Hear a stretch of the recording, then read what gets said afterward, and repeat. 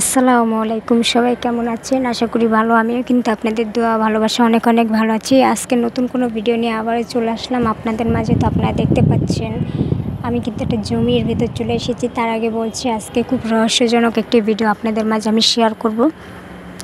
তো আমার ভিডিওটা একটা লাইক দিয়ে প্রথম থেকে শেষ পর্যন্ত সবাই ফুল ওয়াচ টাইম পূরণ করে দিবেন, আর সবাই পুরো ভিডিওটা দেখবেন, দেখে সবার মতামত জানাবেন। ওই যে দূরের বাড়িটা দেখতে পাচ্ছেন, এটা কিন্তু একটা ভূতুরে বাড়ি। তো এই বাড়ি নিয়ে কিন্তু আমি পরবর্তীতে আপনাদের মাঝে কথা বলবো। তো আজকে খুব একটা সময় কম, ভিডিও কিন্তু খুব দেখতে পাচ্ছেন ছোট।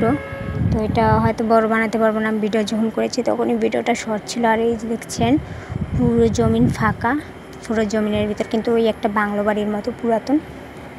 তো আজকে এটা নিয়ে ভিডিওটা শেষ করব বা শুরু করছি। তা আপনারা জানেন হয়তো শীতকালে টমেটোর চারা যখন লাগায় তখন কিন্তু চারিদিকে ক্ষেত জমি ভরপুর থাকে। যখন কিন্তু এই চারাগুলো আস্তে আস্তে শুকিয়ে যায় বা টমেটোর সিজন চলে যায়, তখন কিন্তু দেখেন জমিটা কীভাবে ফাঁকা পড়ে থাকে। তো এখানে কিন্তু শাকের চাষও করা হয়েছিল। তো শাকও কিন্তু শেষ পর্যায়ে। আর এই দেখছেন জমিতে মোটামুটি এখনও শাক রয়েছে, আর আশপাশটা কিন্তু খুব ফাঁকা হয়ে আছে। তো এই বাড়ি নিয়ে কিন্তু অন্য সময় ভিডিওতে কথা বলবো, খুব রহস্যজনক। তো আজকেও বলবো কিছুটা, আজকে যে শেষ করবো এমন কোনো কথা নেই। যেটুকু সময় আছে এইটুকুর ভিতরে কমপ্লিট করব।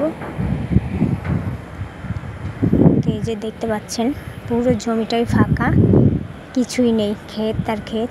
তো এই দেখতে পাচ্ছেন যে গাছ, খেজুর গাছ, এই দুটা কিন্তু যমজ খেজুর গাছ এক জায়গা দিয়ে। খুবই রহস্যজনক খেজুর গাছ, কারণ বাংলার সাথে জড়িত এই গাছ দুটো।